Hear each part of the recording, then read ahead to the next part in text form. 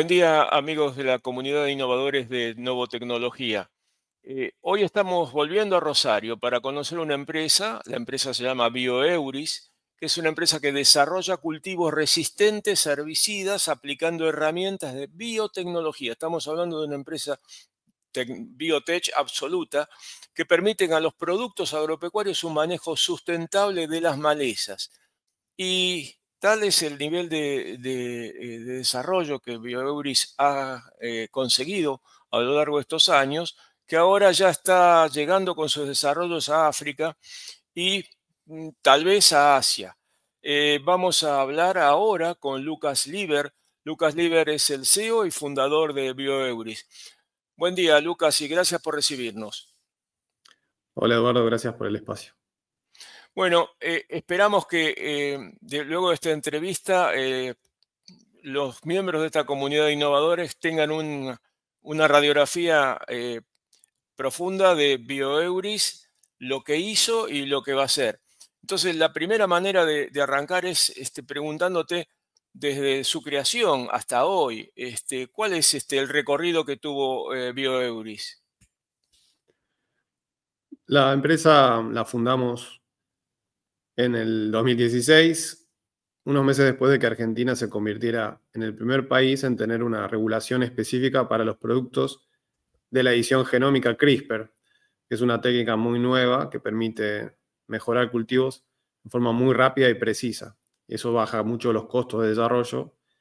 Y los fundadores de BioEuris veníamos trabajando en otros proyectos donde también queríamos mejorar los cultivos, pero estábamos usando técnicas que son mucho más lentas y más costosas, como el desarrollo de transgénicos, Ujú. también conocidos como GMOs. O Entonces sea que ustedes empezamos, apuntaron directamente a modificar el ADN de las plantas.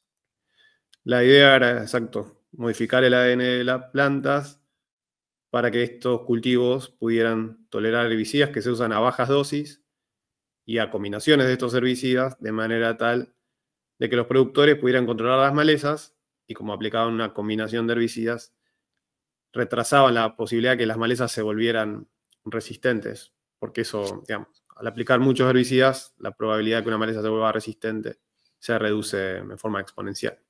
Pero esos herbicidas son de origen natural. Algunos están inspirados en la naturaleza, pero lo más importante no es que sean biológicos, porque muchos de ellos son sintéticos, sino lo que nosotros buscamos es los herbicidas que tienen mejor perfil toxicológico. Por ejemplo, los que se pueden usar a bajas dosis. Con las tecnologías actuales, los productores normalmente están usando dosis para controlar malezas que son de kilos por hectárea. Entonces, a lo mejor se está usando 1 kilo por hectárea de cierto herbicida. Y en BioEuris lo que estamos haciendo es trabajar con herbicidas cuya dosis de uso es 10 o 100 veces menor en algunos casos. Y bueno, esto es Lo cual importante. implica menos daño ambiental, menos consumo de agua, menos huella de carbono. Correcto, sí, eso es lo que estamos viendo. Y el desafío también es que si los productores usan un solo herbicida, finalmente las malezas se vuelven resistentes a estos herbicidas, que es más o menos lo que pasa Con los en salud antibióticos. humana con los antibióticos y las bacterias, tal cual. En Entonces, este tiempo, ¿ustedes han desarrollado cultivos en qué variedades? Yo encontré estas, pero no sé si están todas. nosotros solemos decir que somos agnósticos en cuanto a cultivos. Tenemos mucho foco en sistemas de control de malezas, pero lo cierto es que podemos trabajar con cualquier especie. Las que más interés tienen para nosotros en este momento son las que se siembran en Argentina, porque es este lugar donde nosotros nacimos. Ujú. Por eso le ponemos mucho foco a la soja, al arroz, al sorgo, al algodón.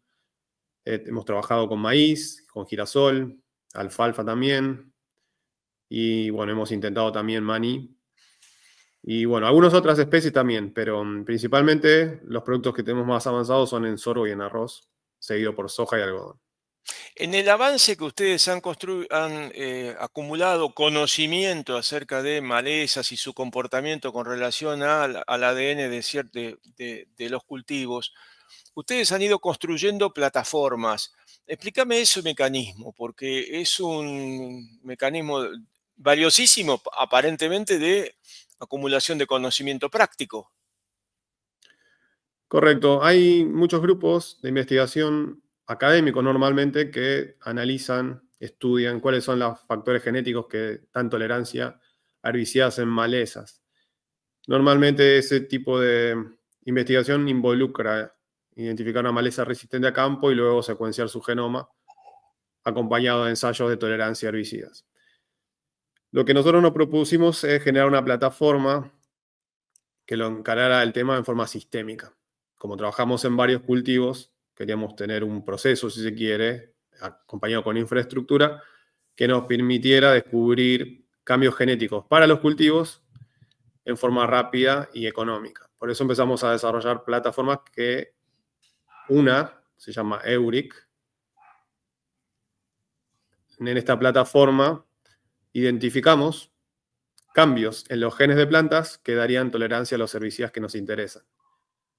Lo interesante de esta plataforma es que los genes de las plantas los expresamos en microorganismos. Y elegimos trabajar con microorganismos porque podemos testear cientos, miles y en algunos casos millones de variantes de genes de plantas en forma muy rápida. Como las bacterias crecen en cuestión de días y ocupan poco espacio, por ejemplo, nuestros ensayos se hacen en placas de Petri o en pequeños tubos de ensayo, eso nos permite evaluar cientos, miles de variantes. Y si quisiéramos hacer esto a campo, nos llevaría muchísimos años y muchísimas hectáreas. Mucho tiempo, por supuesto, todas aceleran ese proceso, pero no es solamente EURIC, la plataforma de microorganismos, hay otra. Correcto, una vez que identificamos las mutaciones en la plataforma EURIC, donde básicamente lo que obtenemos es información, la plataforma nos dice estos son los cambios que en el cultivo darían tolerancia a los herbicidas. Tenemos una segunda plataforma que introduce esos cambios en los cultivos. Y cuando empezamos a trabajar en BioEuris, usábamos la técnica CRISPR, edición genómica, que es muy rápida y precisa. Cuando empezó BioEuris, imaginábamos que para esta época la mayoría de los países iban a considerar que los productos obtenidos por edición genómica iban a ser tratados como convencionales, que es algo que ocurre en Argentina, Brasil, Estados Unidos, Colombia y la mayoría de los países de las Américas.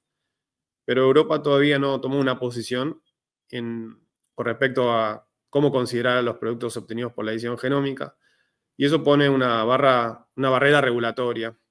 Por eso empezamos a trabajar también con otras técnicas que son menos precisas, un poco más lentas, pero que son consideradas a nivel global como convencionales. Concretamente, mutagénesis química, que es un proceso que se usó durante la Revolución Verde para mejorar cultivos. Bueno, BioEuris también está utilizando esa técnica en la plataforma SWAP para, evitar estos problemas regulatorios. O sea que es una manera de eludir lo que en mi visión es una medida proteccionista normalmente de los países de la Unión Europea fundamentalmente, ¿no? Sí, lo que es paradójico es que en cualquiera de las dos técnicas que mencioné, ya sea la edición genómica CRISPR o la mutagénesis química, en ambos casos terminamos con el mismo producto. Lo único que cambia es el método que usamos. Se obtiene el mismo producto, en un caso, la edición genómica CRISPR es más rápido y más barato, por lo tanto podríamos brindarle a los productores soluciones más económicas y en menor tiempo. Con la mutagénesis química logramos el mismo producto, nos lleva más tiempo, nos cuesta más, y a los productores les llega más tarde la solución. Por eso digo que es paradójico, porque no hay ninguna razón científica para regularlos en forma distinta, ¿no? Es cierto, pero la realidad impone otra. eh, No sé, en 8 años haber logrado estos desarrollos no es magia, ¿no? Digo, imagino yo un equipo de gente que está trabajando y que respalda con sus conocimientos la creación de estas plataformas que finalmente lo que sintetizan es ni más ni menos que los desarrollos que BioEuris ha logrado en este tiempo. Tal cual. El equipo de BioEuris está compuesto por un grupo de científicos, la mayoría de la rama de las biologías. Tenemos microbiólogos, agrónomos, biotecnólogos. También tenemos profesionales de la informática. El grupo es muy dinámico y flexible. Por ejemplo, nuestro proceso de desarrollo va por etapas y nuestro equipo se va adaptando, nuestro equipo va acompañando, a medida que el proyecto avanza, nuestro equipo va acompañando al proyecto. Eso requiere que cada persona tenga que adquirir nuevos conocimientos, porque a lo mejor estaba trabajando en la mesada con bacterias, ahora de golpe se pasa a edición genómica y entonces tiene que entender cómo hacer la edición. Y ahora estamos haciendo ensayos de Eso campo. confirma la teoría del aprendizaje permanente al cual estamos obligados todos.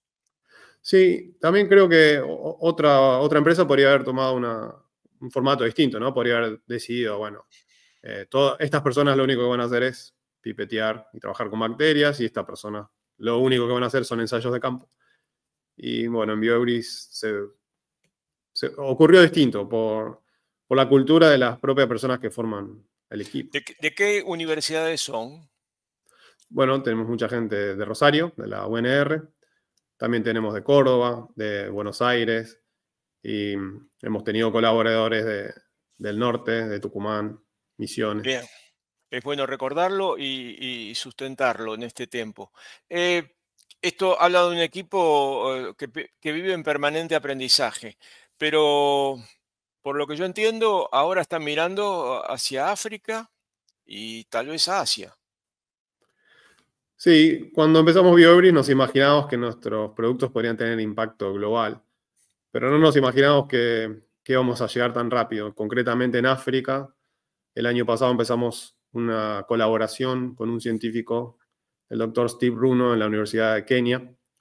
Está trabajando él con una problemática que es la maleza parasítica striga.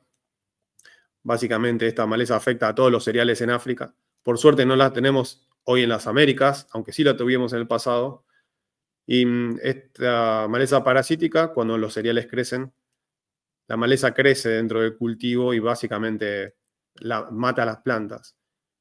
Lo que nos dimos cuenta es que con la tecnología de BioEuris de sorgo, los productores en África podrían sembrar semillas con nuestras mutaciones y esas semillas podrían estar tratadas con herbicidas que se usan a bajas dosis. Entonces, cuando los productores siembren el sorgo y la maleza parasítica striga intente crecer, el herbicida la va a matar. El herbicida que Y está inoculado en el propio sorgo. exacto. Entonces, los productores ni siquiera tendrían que hacer la aplicación. Y esto es importante porque en muchos lugares de África subsahariana, el nivel tecnológico es muy bajo y algunos productores ni siquiera tienen mochilas para hacer aplicaciones, ni hablar de pulverizadoras autopropulsadas, ¿no? La forma de producir es muy precaria.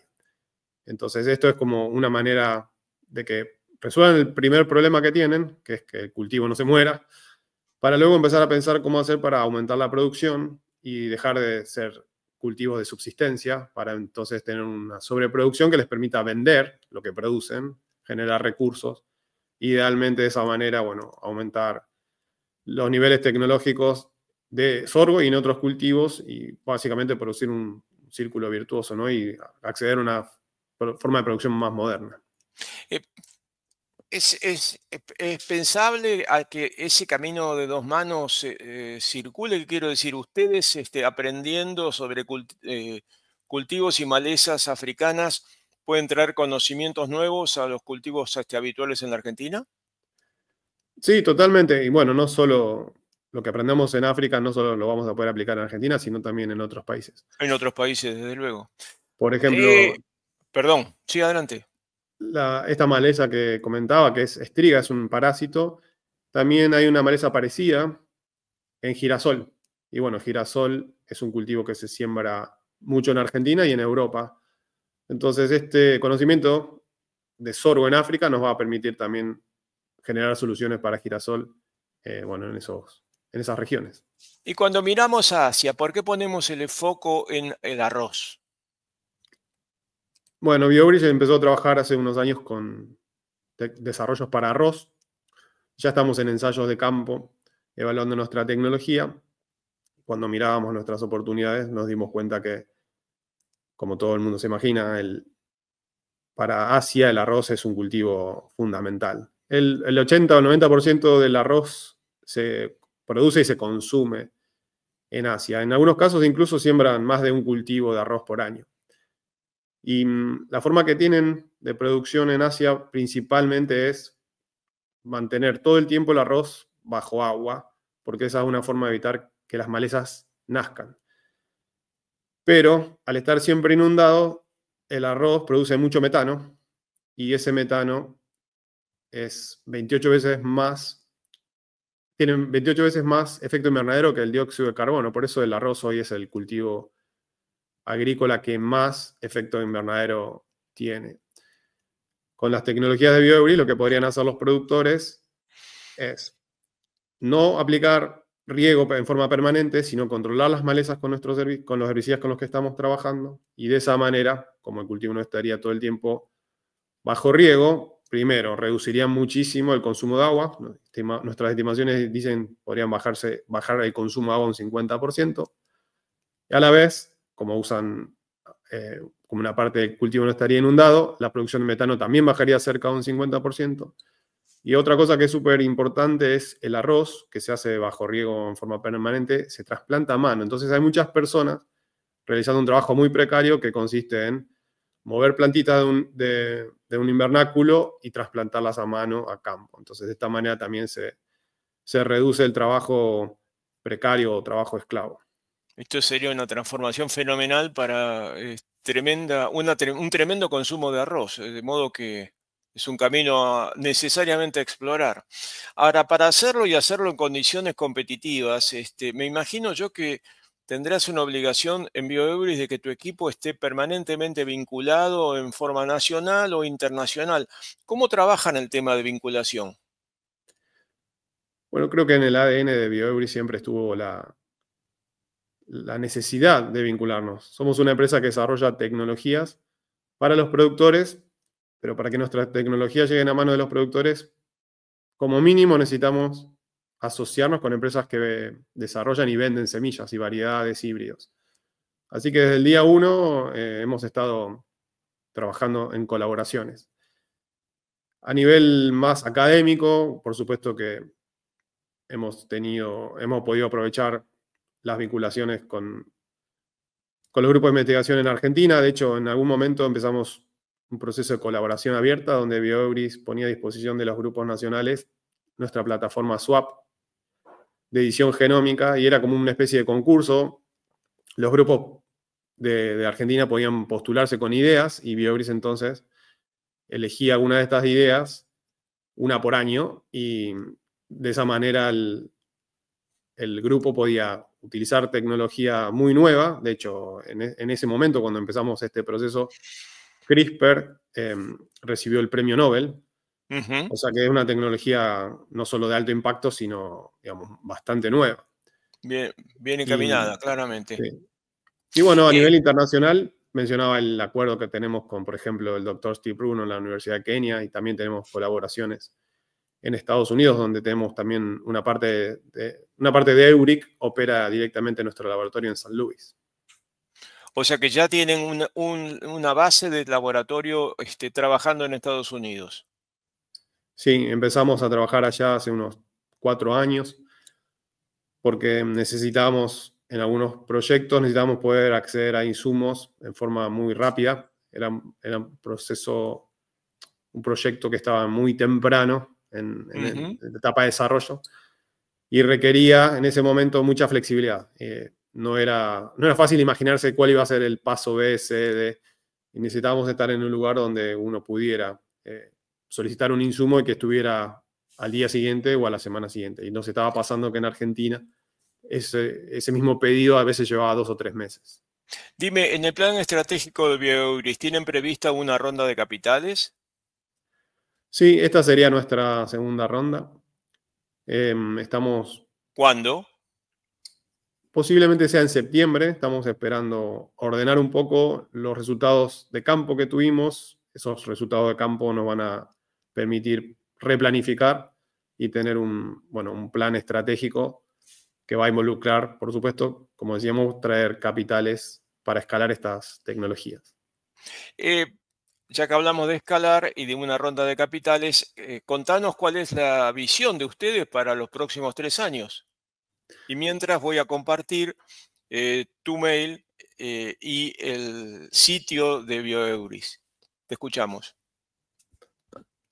En, Este año esperamos lanzar nuestra primera tecnología en escala piloto o precomercial en Argentina.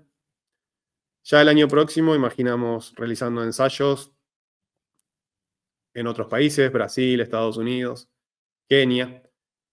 Y yo imagino que en los próximos 3 años estaríamos lanzando comercialmente algunos de estos productos a nivel mundial, buscando escalar, no solo llevar cada una de estas tecnologías a un país nuevo, sino además poder empezar a trabajar con otras tecnologías, otros cultivos quizás, otros herbicidas. Y bueno, me imagino que la problemática de malezas va a seguir siendo desafiante. Es como decíamos hace un rato, es como el desafío que tenemos en salud humana con las bacterias.